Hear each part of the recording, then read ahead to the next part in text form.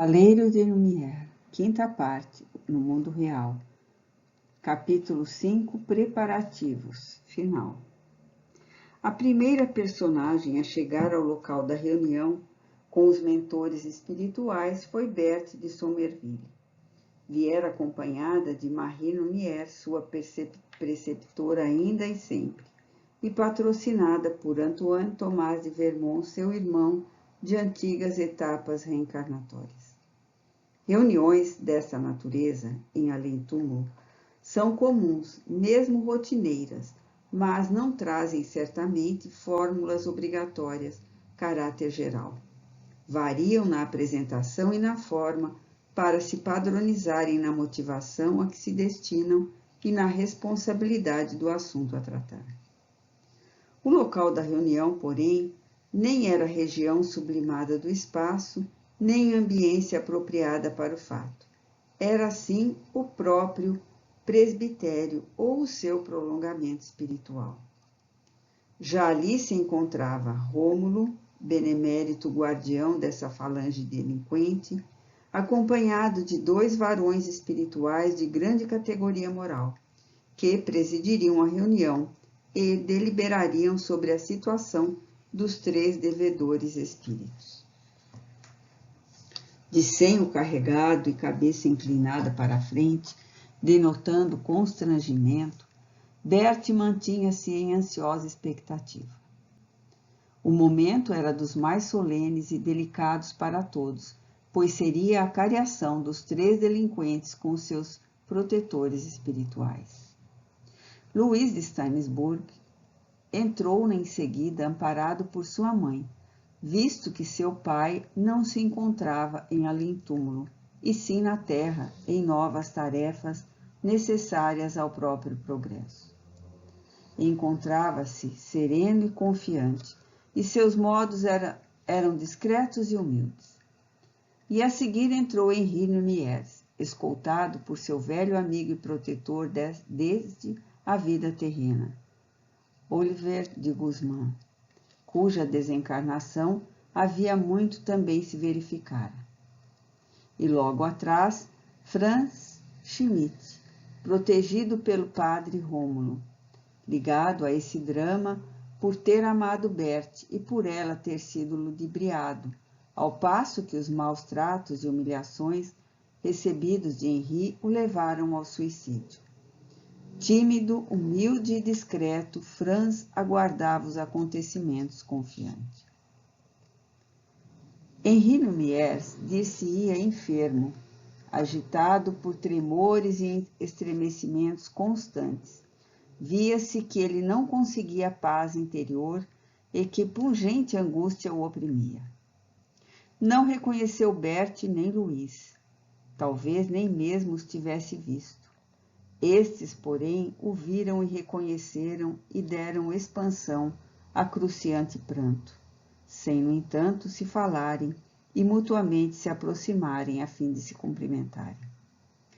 Tolhia-os a vergonha, a certeza de que haviam errado e que agora a lei do Todo-Poderoso separava-os por meio da consciência culpada deles próprios.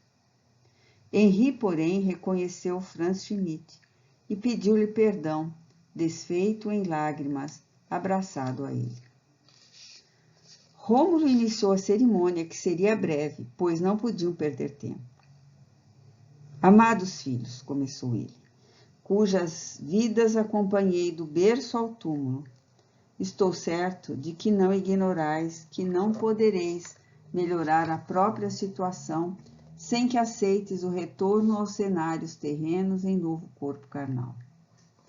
Vosso delito perante a lei suprema de Deus foi grave e não poderá ser resgatado tão só na espiritualidade, pois ofendestes a lei divina, a sociedade terrena, o lar, a família, a vós próprios, com os maus testemunhos que destes. É preciso, portanto, lavar a consciência dessas máculas com testemunhos de resistência ao mal que praticastes. É preciso a prova do perdão de uns aos outros durante os fogos das lutas terrenas.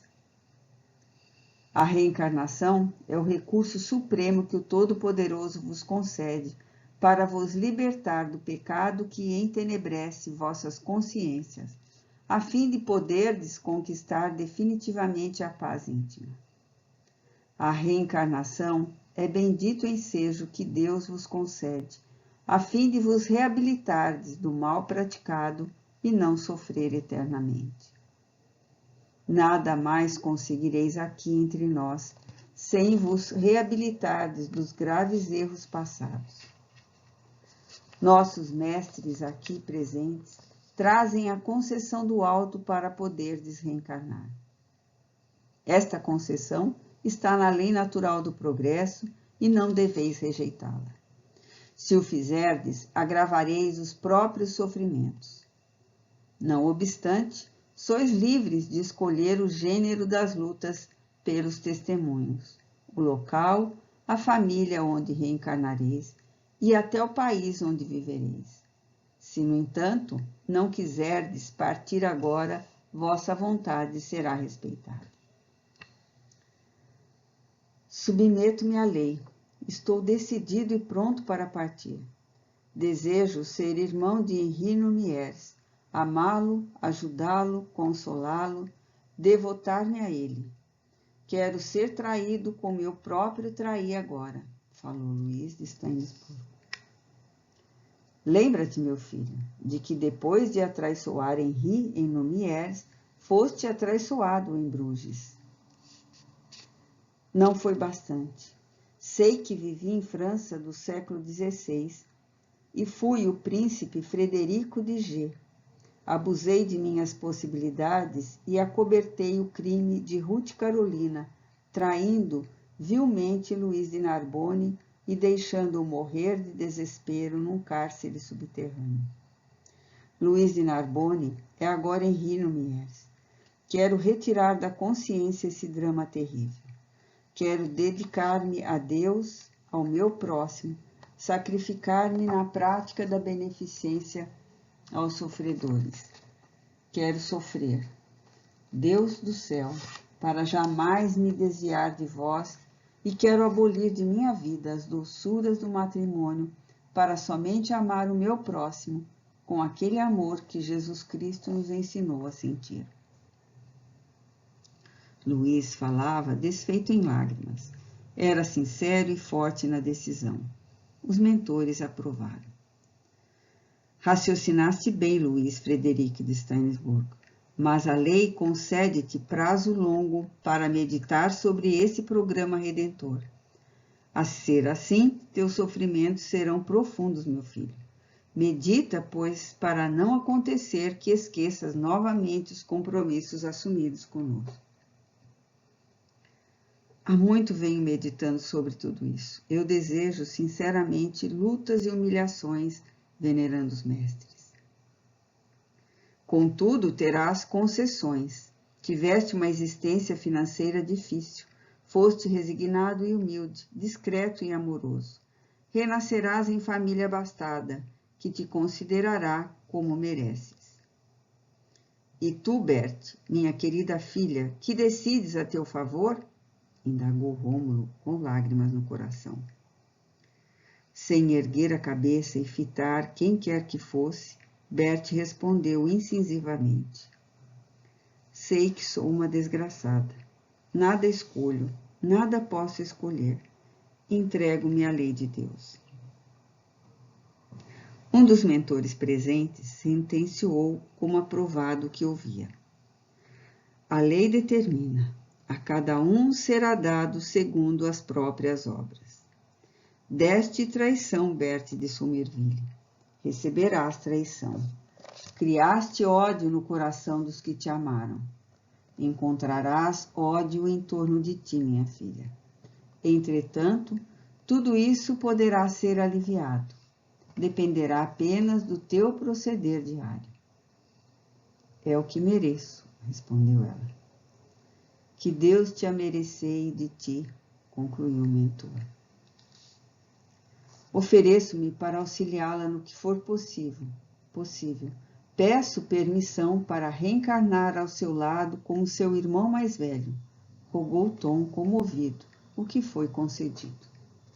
Franz Schmidt, banhado em pranto, entregou-se à lei submisso. Foi autorizado a voltar à terra em melhores condições, pois fora um honrado trabalhador e humilde. Seu lar seria então o mesmo que fora o seu na aldeia de Numieres, isto é, renasceria na mesma família a que pertencera e sua mãe seria a mesma que ele ferira tanto com o suicídio. E Franz prometeu devotar-se à mãe, assim reparando o erro que cometera. Quanto a Henri de Numieres, não fora consultado. Não possuía condições para raciocinar livremente e escolher o futuro. O mentor, porém, observou. Quanto a ti, Henri, aconselho-te a tomar novo corpo o mais depressa possível. Precisarás completar a existência que cortaste aos 27 anos. Precisarás curar-te desse traumatismo que infelicita o teu ser espiritual e nada como o anteparo de um corpo carnal para corrigir tal anormalidade. Precisarás reconciliar-te com Deus e consigo próprio, e a dor é a grande educadora do nosso caráter. Tu mesmo traçaste o teu destino no dia em que te arrojaste de uma montanha para deixar de sofrer a dor de viver sem a mulher amada. Nada poderemos fazer por ti. O suicídio terá de seguir a sua rota sinistra, até que se extinga o último vestígio dele nas tuas vibrações gerais. A cada um será dado segundo as próprias obras. É preciso repetir sempre essa sentença inaliável proferida pelo Cristo de Deus. Serás irmão carnal de Luís, a fim de mais facilmente vos poderdes reconciliar. E como foste amigo de servir o próximo liberal, desprendido dos bens terrestres, não obstante possuí-los, renascerás em condições financeiras favoráveis ao conforto de que necessitarás na vida difícil que deverás levar. Henri nada respondeu. Não tinha o que responder. Curvou-se ao imperativo da lei. O mentor, porém, rematou. Foi pena que cometestes esse erro. Foi o único que cometeste, a par da humilhação infligida a Franz Schmidt. Os demais deslizes poderiam ser levados em conta da época brutal em que viveste. Não fora isso, e agora estaria em condições felizes perante a lei de Deus. Arnaud Numieres foi trazido a fim de ser aconselhado. Pediram-lhe que perdoasse Berthe pelo amor de Deus e a deixasse entregue à sua justiça, e não a perseguisse jamais, pois a vingança seria prejudicial a ele próprio. Revoltou-se e quis agredi-la com uma faca. A faca de seu filho Henri, imagem mental que ele acarreara para o além. E foi necessário que ocultassem Berthe dele, para que não a prejudicasse. Pediram-lhe, então, que reencarnasse para que seus sofrimentos fossem aliviados, pois ele, Arnaud, não era mau, fora honesto, trabalhador, merecia dominar os próprios sofrimentos. E isso estava em suas mãos realizar. Que abolisse o desejo de vingança, que o alucinava e admitisse o perdão, pois o ódio cegava-o, tornando-o feroz.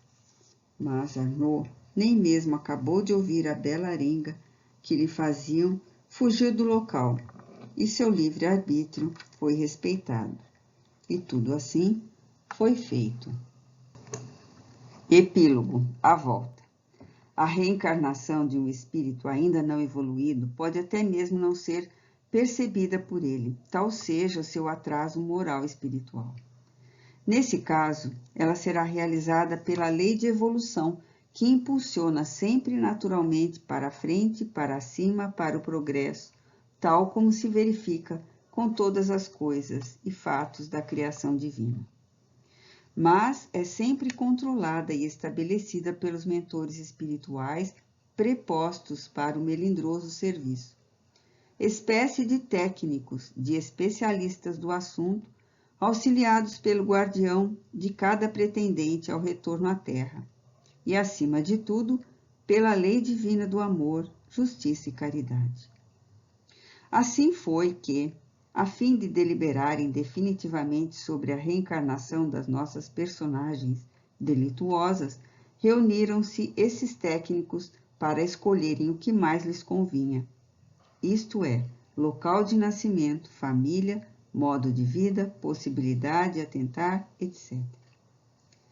Esse trabalho é sempre difícil de resolver, pois leis divinas invariáveis devem ser obedecidas, mas entrando como fator importante a análise dos méritos e deméritos dos reencarnantes. Oliver de Guzmán, que fazia parte da comissão de investigações do meio ambiente familiar a ser escolhido, indicou a família de Guzmán d'Albert, da França, a qual ele próprio pertencera, para que Berthe de Somerville nascer do seu sangue.